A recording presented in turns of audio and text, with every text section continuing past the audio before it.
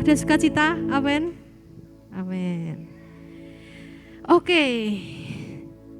Siang ini kita singkat aja. Singkat aja ya. Jadi bulan ini kita temanya apa? Temanya apa? Worship. Worship. Worship. Bulan ini kita punya dikasih tema worship gitu ya, penyembahan. Menyembah gitu ya. Nah, minggu lalu Pastor Iman sudah jelas, sangat-sangat jelas gitu ya, menjelaskan apa sih yang dimaksud dengan worship itu sendiri. Apa sih yang dimaksud dengan penyembahan itu sendiri. Nah, siang hari ini kita akan bahas secara lebih sederhana, simple gitu ya. Judul siang ini adalah How I Love You. Gitu. How I Love You God. Untuk Tuhan ya. Gitu. Nah, next minggu lalu Pastor Iman mengatakan penyembahan itu tidak tentang bagaimana, tapi tentang siapa yang kita sembah gitu ya. Saya garis bawah kata-kata siapa gitu ya.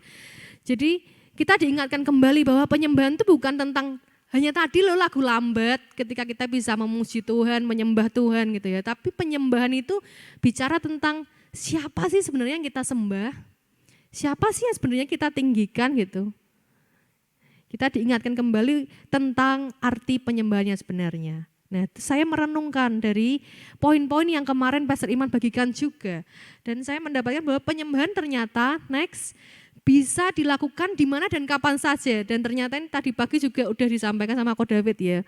Worship is anywhere gitu ya. Penyembahan itu bisa dilakukan kapan dan di mana saja. Jadi kalau penyembahan nggak bicara tentang bagaimana, nggak bicara tentang cara, dia bicara tentang siapa, berarti penyembahan itu bisa kita lakukan di mana dan kapan saja. Karena kita tahu siapa yang kita sembah. Amen. Next, berarti saya simpulkan worship is a lifestyle. Jadi penyembahan adalah gaya hidup. Karena penyembahan bisa dilakukan di mana dan kapan saja. Jadi apa yang kita lakukan, apa yang kita keluar dari mulut kita, keluar dari pikiran kita, itu sebenarnya penyembahan. Worship is a lifestyle. Jadi kita nggak bicara tentang waktu aku nangis, waktu aku nyanyi, aku baru nangis, itu namanya penyembahan. Enggak. Kalau aku ke gereja, aku ikut sisi, wah aku baru menyembah Tuhan. Enggak. Kalau aku baca Alkitab, itu baru menyembah Tuhan. Enggak. Tapi kehidupan kita sehari-hari ternyata itu adalah penyembahan kita yang sejati untuk Tuhan. Lifestyle sendiri bicara tentang way of living gitu. Cara kita untuk hidup. Gimana cara kita hidup dengan menyembah Tuhan. Nah kalau kita bicara tentang siapa, tadi kita di awal ngomongin tentang penyembahan bukan tentang bagaimana, tentang siapa. Kemudian sebenarnya siapa Tuhan yang kita sembah. Berarti kita harus kenal siapa Tuhan yang kita sembah. Sama-sama kita buka di Titus 3 ayat 4 sampai 5 gitu ya. Udah ketemu semua karena udah ada depan gitu ya. Kita baca bersama-sama ya, siap ya. 3, 2, 1. Tetapi ketika nyata kemurahan Allah, Juru Selamat kita dan kasih-Nya kepada manusia, pada waktu itu Dia telah menyelamatkan kita bukan karena perbuatan baik yang telah kita lakukan, tetapi karena rahmat-Nya oleh permandian kelahiran kembali dan oleh pembaharuan yang dikerjakan oleh Roh Kudus. Highlight kuning itu menuju kepada Tuhan, highlight hijau itu kepada diri kita. Jadi kalau tadi pertanyaannya sebenarnya siapa sih Tuhan yang kita sembah? Sudah jelas-jelas Paulus mengatakan bahwa ya, Dia adalah juru selamat kita. Juru selamat adalah Dia yang menyelamatkan kita. Di situ sudah dikatakan Dia yang telah menyelamatkan kita. Dia menyelamatkan kita bukan karena kita berbuat baik dulu loh teman-teman. Bukan karena kita benar dulu, baru Tuhan mau selamatin kita. Tapi Dia udah selamatkan kita jauh sebelum kita ada. Bahkan Dia udah ngerti, oh minggu depan Anton bakal berbuat dosa gitu ya. 1 jam lagi Bebe ini bakal marah-marah gitu ya, emosi. Sebenarnya Tuhan tuh udah tahu gitu. Oh nanti bulan depan Charles berbuat dosa, sebenarnya Tuhan sudah tahu gitu ya. Tapi Dia tetap mau menyelamatkan kita. Gitu ya, luar biasa Tuhan kita. Tepuk tangan buat Tuhan Allah kita. Jadi sudah jelas bahwa dia adalah juru selamat kita gitu. Kita diselamatkan bukan karena perbuatan baik kita, tapi memang dia mau menyelamatkan kita, dia sungguh mengasihi kita.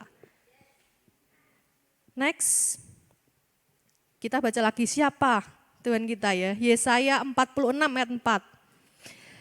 Siap semua ya, kita baca bersama-sama. 3, 2, 1. Sampai masa tuamu aku tetap dia, dan sampai masa putih rambutmu aku menggendong kamu. Aku telah melakukannya dan mau menanggung kamu terus. Aku mau memikul kamu dan menyelamatkan kamu. 2 kali. 2 kali ada kata menyelamatkan. Jadi Tuhan kita adalah juru selamat, dia udah menyelamatkan kita, dia mengasihi kita apa adanya, bukan ada apanya. Gitu. Jadi kalau kita sudah tahu gitu siapa Tuhan yang kita sembah. Kenapa? Jadi kita mengerti kenapa kita harus menyembah dia, kenapa kita harus ngikutin dia gitu. Kita kan pengikut Kristus, Kristen kan pengikut Kristus gitu ya.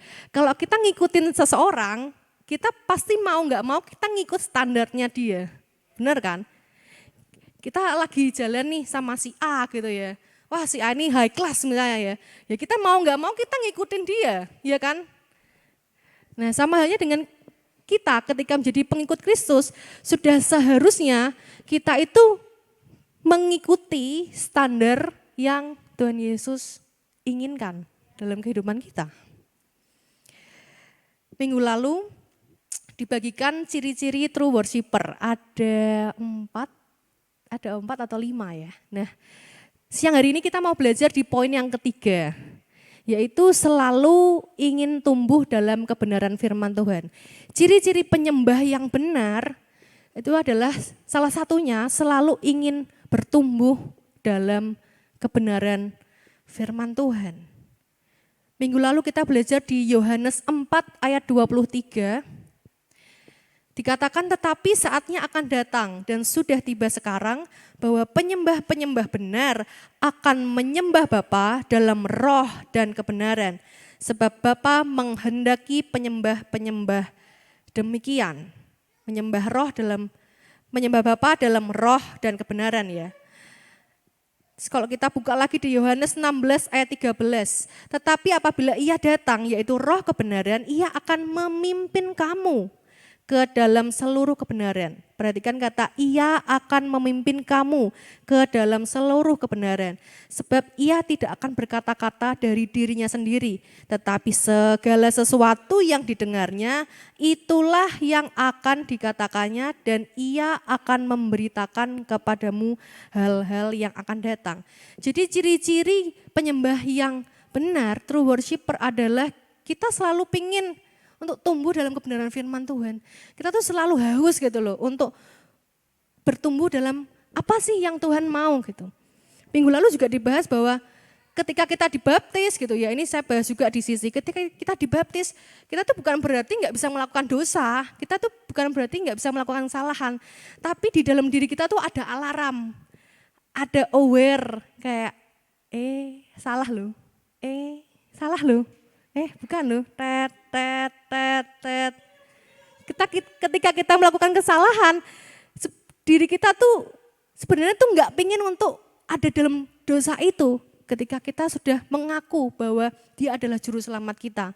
Jadi seperti dalam diri, mungkin teman-teman pernah ngalamin, saya juga pernah ngalamin. Ketika kita ngelakuin kesalahan gitu ya, langsung kayak, harusnya tadi enggak kayak gitu ya, kayak kayak, wah salah nih, ini salah nih.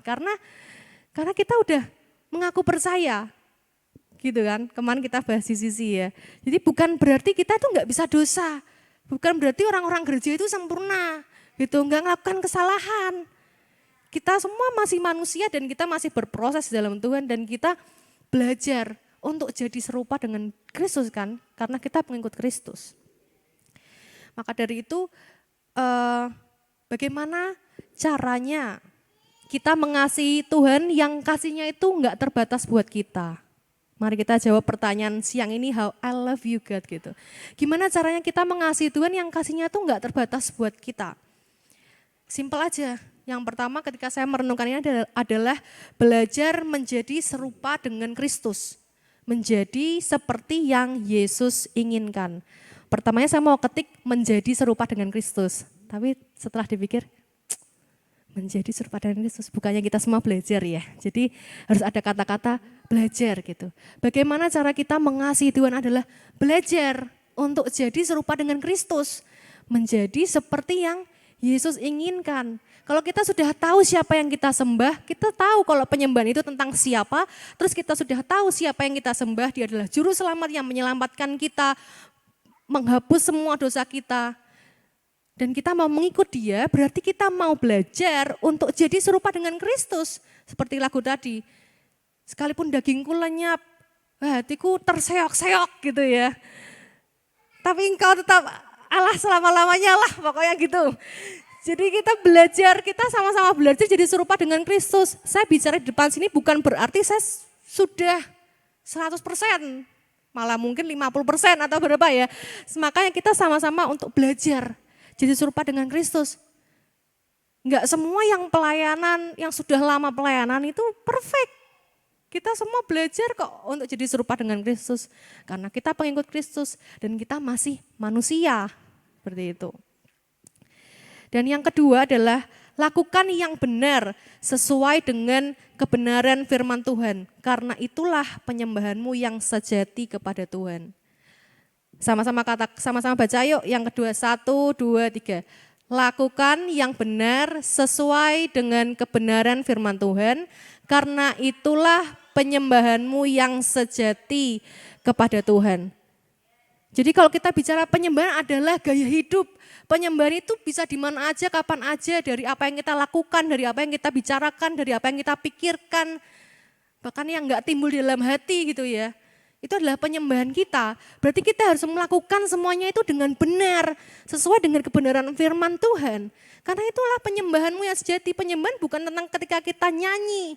Bukan ketika kita berdoa, kita minta ampun gitu. Tapi penyembahan adalah ketika apa yang kita lakukan. Aktivitas apa yang kita pikirkan, apa yang kita bicarakan. Right? Jadi siang hari ini kita mau belajar singkat. Gimana caranya kita mengasihi Tuhan? Sama dengan ketika kita mengasihi Tuhan, sebenarnya kita sedang menyembah Dia. Caranya adalah yang pertama belajar menjadi serupa dengan Kristus. Dan yang kedua adalah lakukan yang benar. Yang sesuai dengan kebenaran firman Tuhan.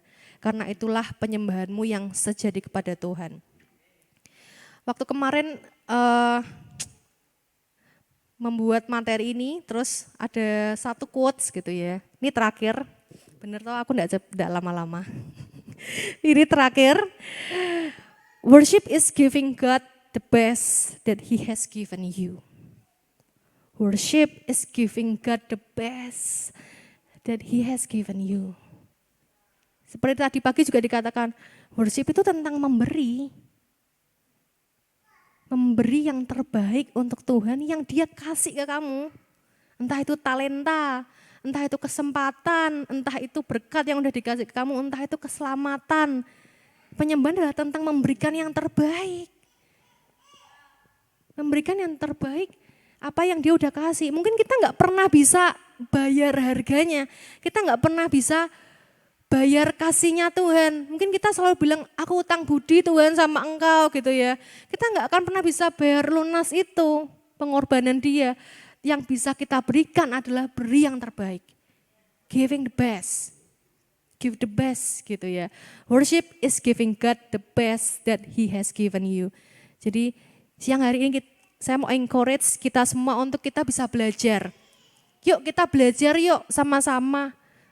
Kita mau belajar tentang gimana caranya kita menyembah Tuhan dengan benar.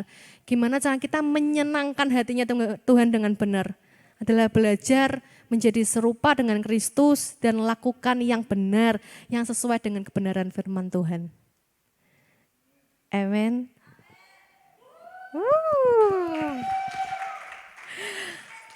Sharing hari ini selesai. Tapi saya percaya Tuhan gak selesai di hidup teman-teman.